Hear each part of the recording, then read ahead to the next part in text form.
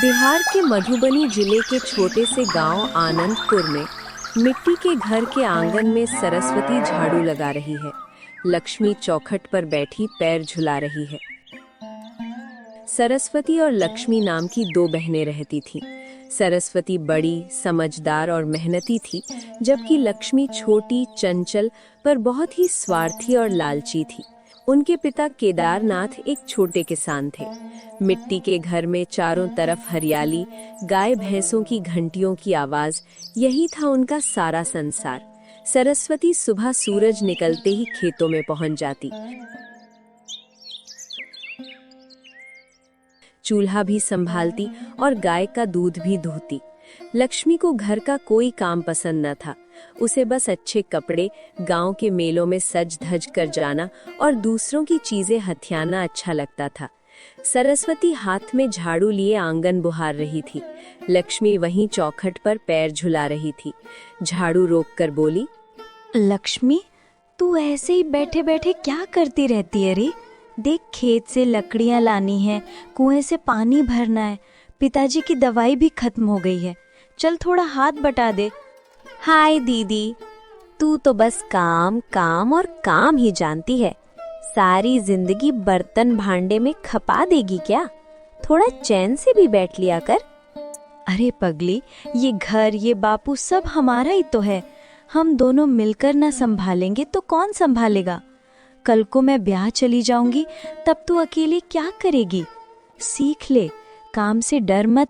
बस बस, अब ये पुरानी किताब मत पढ़ाया कर। दुनिया खटने से नहीं, अक्ल लगाने से चलती है दीदिया। तू तो यूं ही मिट्टी में खटती रहे। मैं देखना, एक दिन सेठानी बनूंगी, फिर ये झाड़ू, पानी भरना सब नौकरों से करवाऊंगी। तू भी देख लेना। लक्ष्मी, खुली आंखों से बस सपने मत देख। हाथ का काम ही साथ देता है। जितना सोचेगी उतना मन उलझेगा। मिल बांट कर करेंगे तो बापू को भी आराम मिलेगा। दीदी, तेरा भी क्या करूं? तू तो जन्म जन्म की भोली है। ज्यादा मत सोच, जीने दे मुझे आराम से। मैं कोई झाड़ू नहीं लगाने वाली। सरस्वती अपनी आंखों में आंसू रोक लेती है। वो मन ही मन ईश्वर से प्रार्थना करती है, हे ईश्वर, मेरी लक्ष्मी को समझ दे दे, इसका मन ऐसा भटक न जाए। लक्ष्मी झटक कर सिर छुड़ाती है। सरस्वती फिर से झाड़ू लगाने लगती है। उसके चेहरे पर थकान है, पर ममता अब भी गहरी है। माँ के जाने के बाद बापू ने ना दिन देखा ना रात। बेटियों के लिए खेत जोता, मजदूरी की, पर परवरिश में कोई कमी नहीं आने दी। एक बार जब अकाल पड़ा और बापू बीमार पड़ गए, तब भी सरस्वती ने ही घर संभाला। लक्ष्मी ने सेठ की हवेली में काम पकड़ा, पर चोरी छुपे पैसे भी चुराने लगी।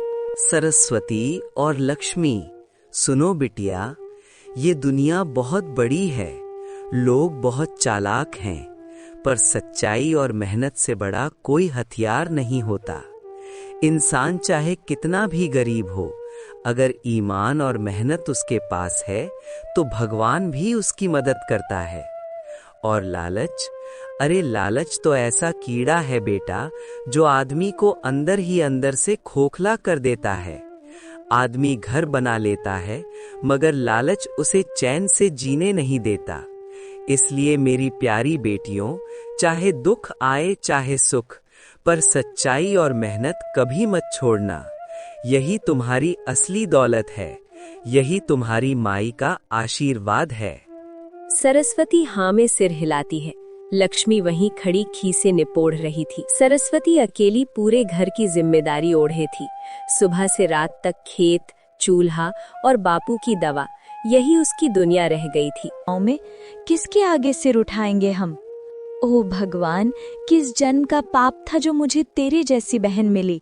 काश लक्ष्मी, तूने ये सब करने से पहले एक बार मेरी आंखों में देख लिया होता।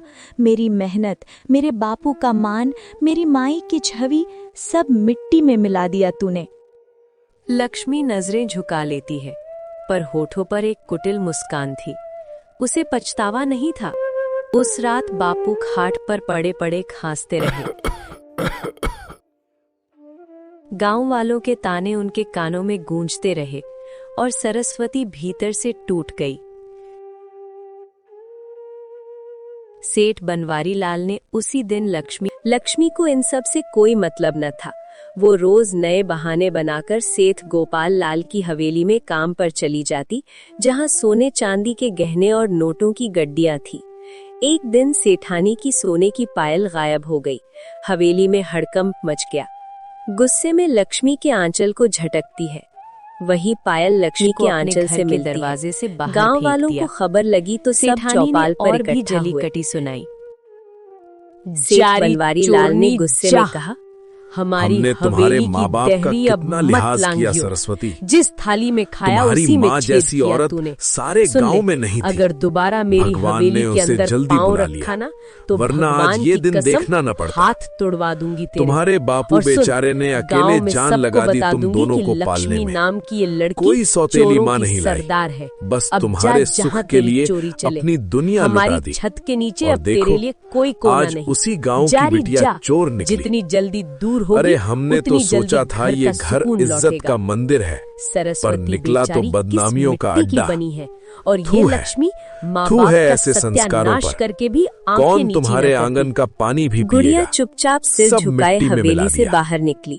उसकी चाल में अब डर कम और गुस्सा ज्यादा पानी हो जाती है। वो भीड़ को चीरती हुई लक्ष्मी के पास गलती का पछतावा नहीं था, बस गुस्सा था कि पकड़ी क्यों गई। बहन, गांव के बच्चे तक गुड़िया को चोरनी कहकर चिढ़ाने लगे। गांव की औरतें फुसफुसाती। सरस्वती के कानों में हर ताना नष्ट बनकर चुभता।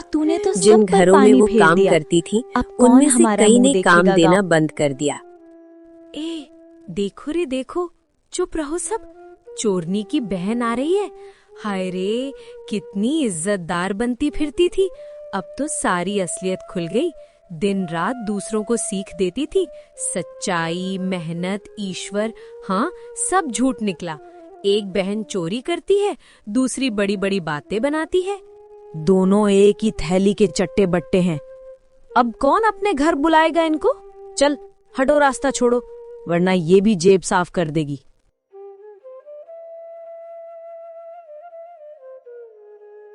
लक्ष्मी के मन में कोई पछतावा नहीं था।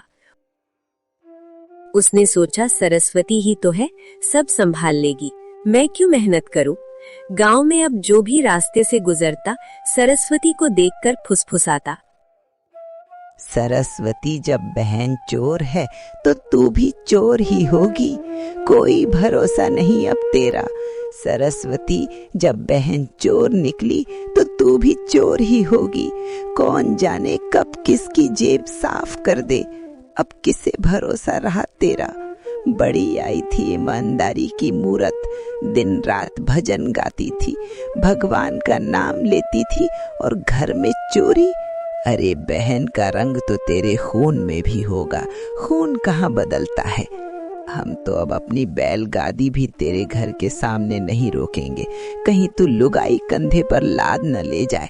चल भाग यहाँ से, बहुत देखा तेरा भोलापन, अब किसी को धोखा मत देना।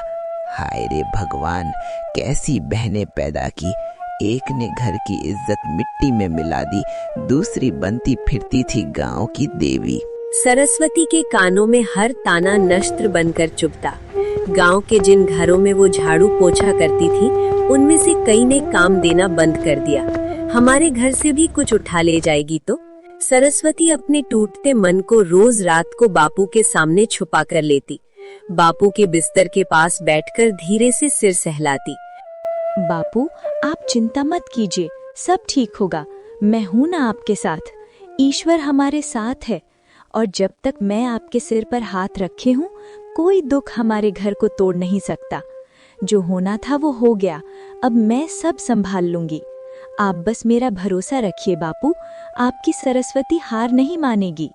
सबके ताने भी सुनूंगी, गलत को सही भी करूंगी, पर आपको कभी झुकने नहीं दूंगी।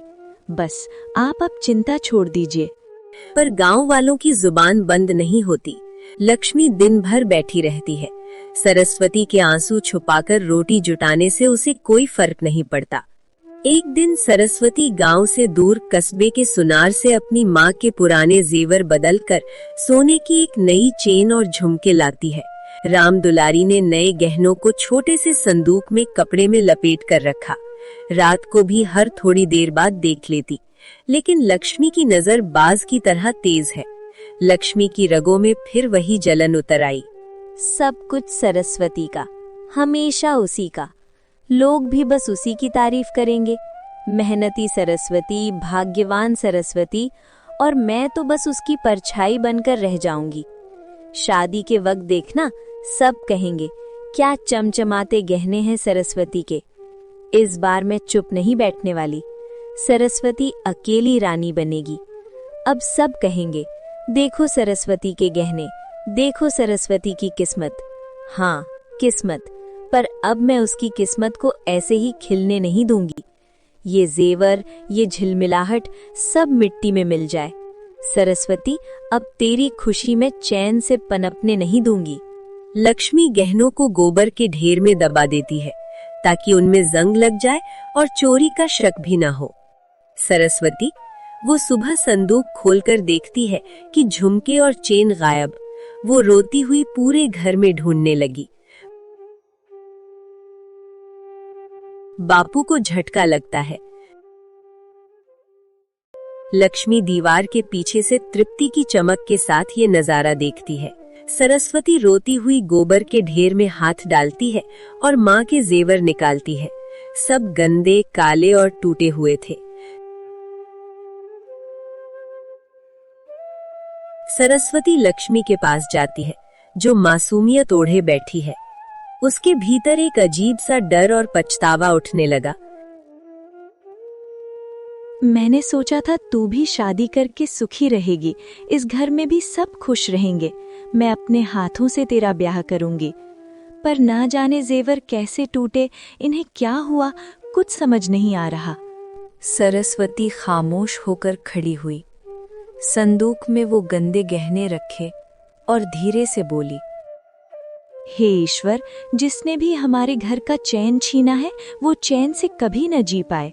मेरी माई के गहनों को जिसने मिट्टी में मिलाया, मेरी इज्जत पर कालिख पोती, चाहे वो कोई भी हो, तू उसे छोड़ना मत ईश्वर। तू सब देखता है, उस पापी से एक एक बात का हिसाब लेना। लक्ष्मी ने न सरस्वती को रोका, न कोई सफाई दी, बस चुपचाप दीवार की तरफ मुंह करके बैठ गई। अगले दिन सरस्वती ने ठाकुर साहब को सब बता दिया कि जेवर अब उसके पास नहीं है।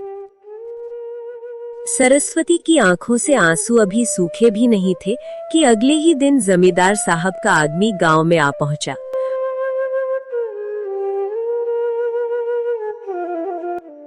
उसके हाथ में मिठाई का डिब्बा नहीं, बल्कि रिश्ते को तोड़ने की खबर थी।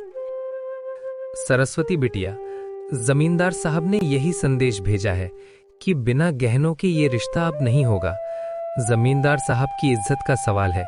और हाँ, गांव भर में तुम्हारे घर की बातें हो गई हैं।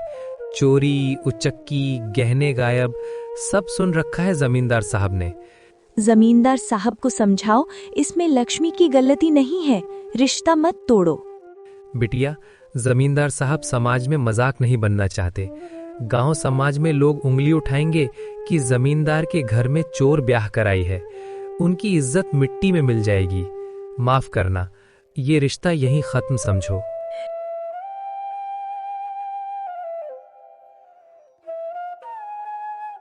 सरस्वती की आंखों के आगे अंधेरा छा जाता है। लक्ष्मी सब सुन रही थी। मैंने क्या पाया? सरस्वती को चोट पहुंचाने की कोशिश में मैंने अपना ही सुख छीन लिया। माँ के गहने मिट्टी में मिला दिए और अब जमींदार साहब का रिश्ता भी गया, जो मेरी किस्मत बदल सकता था। बापू की आंखों में पानी, सरस्वती की आंखों में शर्म, सबकी बर्बादी की जड़ मैं ही तो बनी। लोग सही कहते हैं, लालच आदमी को खा जाता है। मेरी लालच ने मुझे क्या दिया? गांव की बदनामी, ताने और खाली हाथ। हे ईश्वर, तूने मुझे सिखा दिया, जो दूसरों का सुख छीनता है, उसका चैन भी तू छीन लेता है। शायद यही मेरी सजा है।